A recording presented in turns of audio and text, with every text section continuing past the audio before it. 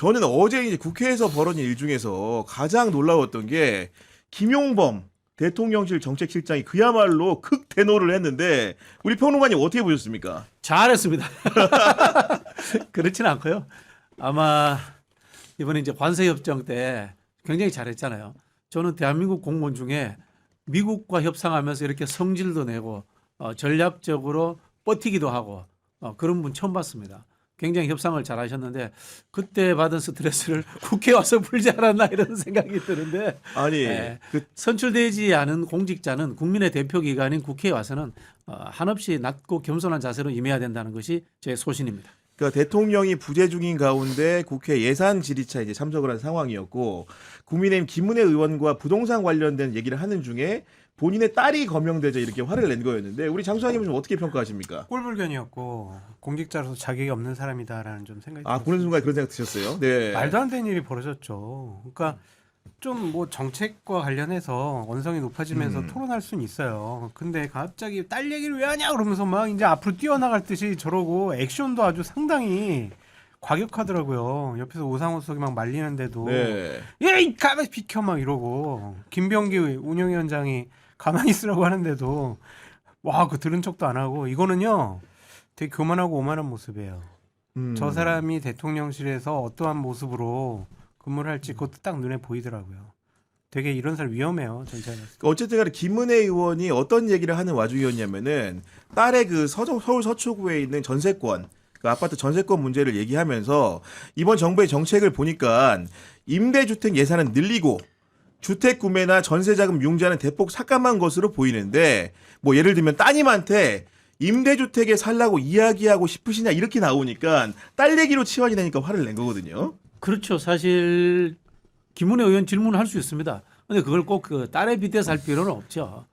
그런 부분에서 이른바 이제 김용범 실장이 긁힌 것 같아요. 긁힌 것 같은데 그럼에도 불구하고 공직자로서 좋은 처신은 아니었다. 그런 생각이 들고 그러다 보니까 오히려 저는 돋보인 사람은 김병기 운영위원장이 돋보이지 않았나. 정말로 저는 김병기 원내대표가 그렇게 화내는 거 처음 봤습니다. 병기 형이 저런 형이 아닌데 깜짝 놀랐습니다. 그 국회의원은 공직자들에게 뭐든지 다 물어볼 수가 있습니다. 기자들이 정치인들에게 뭐든지 다 물어볼 수 있는 것처럼. 그럼요. 네. 그리고 공직자들은 그거를 자세하게 친절하게 설명할 의무가 있어요. 그런데 갑자기 따지듯이 얘기를 해요. 뭐 임대주택 예산 늘리면서 주택구매 전세자금 융자 대폭 삭감할 거 아니냐. 삭감했거든요. 한 3조 원 이상 삭감을 했거든요. 뭘 줄여 내가 막 이렇게 막 따지듯이 대드는 거잖아요. 이거는 공직자 자세가 아니라니까요. 그리고 김병기 원내대표가 말씀하셨지만 개딸들한테는 좀 엄청 혼나고 있지 않을까 그런 생각이 좀 듭니다. 아니 그러면 김병기 그 원내대표 같은 경우에는 자제 요청을 계속하다가 우리 그 정책실장이 말을 듣지 않으니까 정말로 크게 호통을 치면서 여기가 정책실장 화내는 곳인가 이렇게 꾸짖었는데 그런 김병기 원내대표의 태도는 어떻게 잘하셨어요. 판단했습니까? 정말 네. 잘하셨어요. 그러니까 여야를 떠나서 정당을 떠나가지고 운영위원장으로서 상당히 적절한 발언과 행동을 하지 않았느냐. 네. 다시 봤다 김병기. 대단하다 김병기. 정말 야, 장경철 소장한테 칭찬 들으면 또 악성 댓글 달리는데. 아니 근데 저를 잘했다라고 해야지. 그러면은 거기서 운영위원장이 김은혜 의원 당신 조용히 해. 지금 질의시간 끝나고 마이크 꺼졌는데 왜 자꾸 질문해. 그럼 이렇게 하는 게 맞아요.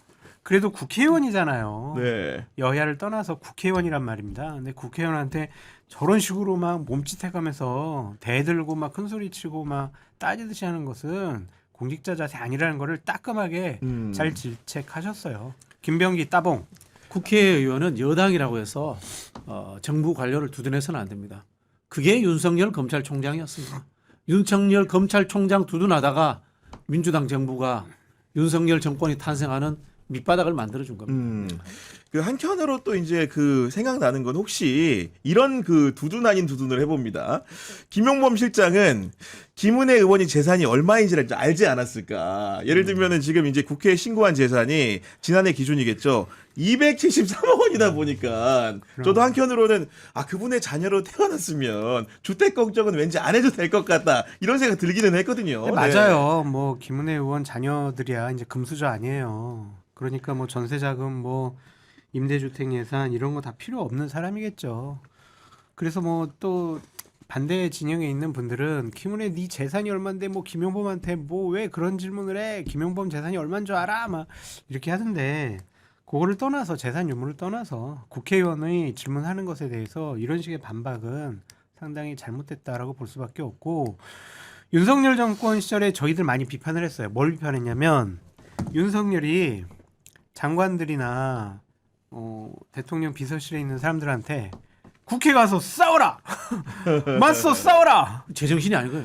그렇죠. 근데 이재명 대통령께서는 가서 국회에서 잘 설명해 드려라. 그렇죠. 그런 당부를 하셨었잖아요. 맞습니다. 네. 그런데 이런 대통령이 또 국익 외교 순방하고 계시는데 이것 때문에 또 논란돼서 시사 평론하러 나갔다 보면 또 이 이게 얘기가 또 하나의 많아지고. 아이템이 됐어요. 맞아요. 네. 대통령께 누가 되는 행동이에요. 그래서 저는 어제 죄송하다, 송구하다라고 말씀하셨지만 오늘 또 뉴스공장 나가가지고 또 자기 변명을 많이 네, 하더라고요. 그렇죠. 해명을 하신 것 같더라고요. 적절하지 않은 것 같아요. 그것도 정말 김은혜 의원하고도 뭐 사과했을 것 같아요. 저 정도면 또 주변에서 그렇죠. 사과하라고 뒤에서 하거든요. 아마 그랬겠죠. 네. 그러니까 다시는 이런 일을 하지 않으셨으면 좋겠어요. 이런 태도.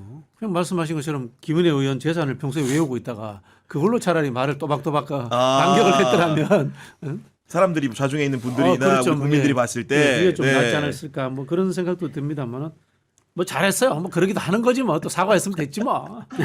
아니 결국은 이제 그 대통령이 부재 중에 벌어진 일인 건데 이재명 대통령 같은 경우는 UAE에 가셔가지고 국빈 방문 일정을 수행을 했는데 그야말로 극진한 대접을 받았다는 평가가 많이 나오거든요. 근데 그걸 가지고 또 너무 막 칭송하지 않았으면 좋겠어요. 대통령이 이재명이었기 때문에 이렇게 극진하게 한 것이 아니라 국빈 방문을 하고 있잖아요. 국빈 방문이기 때문에. 국빈 네. 방문이니까 유해에서는 국빈 방문에 걸맞는 그러한 의전을 한 거지. 다른 나라 국빈 방문한 사람들 그 사람들도 비슷하게 의전을 했을 거라고요. 그래서 저는 국빈 방문 간 거 가셔가지고 외교적인 성과 이뤄내신 거 대단히 잘하셨다라고 박수 쳐드리지만 거기서 막 무슨 낙타 부대가 있고 무슨 알리할라? 뭐 이렇게 머리 돌리는 춤 같은 거 저기 보여드리고 있는데 네. 이런 거 정말 야 이재명 대통령 정말 트럼프 대통령 위대한- 왔을 때도 한 거다 이거는. 위대한 네. 인물이라서 이렇게 해주는구나 이런 식으로 몰고 가지 않았으면 좋겠어요. 아니 근데 국빈 차분하게 방문이라서 보자. 그런지 행사 준비는 굉장히 오밀조밀했던 것 같긴 그럼요. 한 게 오찬 당시에 틀었던 음악이 울고 넘는 박달재와 제3한강교인데 영부인 김혜경 여사의 고향이 충북이기 때문에 그 지역에 있는 박달재를 소재로 한 노래를 튼 거라고 하는 거고 제3한강교는 한국과 UAE 사이의 정말로 정치적 그 경제적 가교를 놓겠다 그런 의미를 담았다고 이런 노래를 틀었다고 하는데 정말로 이렇게 짜임새 있게 원래도 준비합니까 보통? 그래서 제가 봤을 때는 한국인이 옆에서 조언을 했는 모양이네요. 그렇지 않으면 이건 뭐 알 수 없는 일이 아닌가 맞아요. 그런 생각이 들고 보통 이런 경우에 한국 대사관에 물어보면 됩니다. 아 어떤 노래를 틀어야 되는지. 예. 그럼 한국 대사관에서 아주 친절하게 가르쳐 줍니다. 그렇기 때문에 다른 외국도 우리 대통령이 가셨을 때 이렇게 해주시면 감사하겠다라는 말씀을 드리겠고요. 저는 이제 다만 우리 언론과 우리가 이 대통령의 순방을 보는 시각을 좀 바꿨으면 좋겠어요.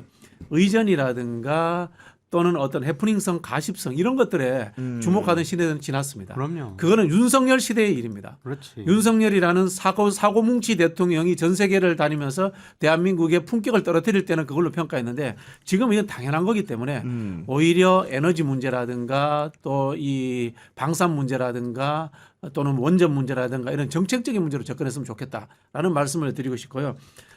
지금 일부 이 언론에서 여기에 대해서 명비어천가를 하기도 합니다만은 아직 남았습니다. 핵심은 G20입니다. 아 G20 가서 G20 이재명 대통령이 가잖아요. 제가 봤을 때는 시진핑과 트럼프가 오지 않기 때문에 G20에서 거의 글로벌 지도자 대접을 받을 겁니다. 아그 행사에서 예, 왜 그러냐면요. 관세 협정에서 전 세계 어떤 선진국도 하지 못하는 떳떳하게 국익을 챙기는 트럼프를 상대해서 그 모습을 보여줬고요. 그리고 미국의 면전에다 대고 자유무역이라는 단어를 넣어야 된다고 끝까지 우겨서 지난번에 APEC에서 자유무역이라는 단어를 집어넣었습니다. 이게 굉장히 중요한 겁니다. 왜냐하면요. 결국은 트럼프 시대는 3년밖에 남지 않았다. 트럼프가 사라지고 나면은 글로벌 경제는 다시 자유무역으로 돌아온다라는 이야기를 이재명 대통령이 강조해서 이야기한 거고 그걸 선언문에 집어넣은 겁니다. G20 가서 더 엄청난 대우를 받을 거기 때문에 UAE 정도 가지고 감동받지 마십시오. 그렇게 기대해도 되는 겁니까 지금? 아 그렇죠. 거기에 뭐 세계 초강대국 지도자들이 안 오니까 거기서 막 이럴 것 같아요. 아 저기 이재명 대통령 저기 트럼프랑 협상하려면 노하우 좀 알려주세요.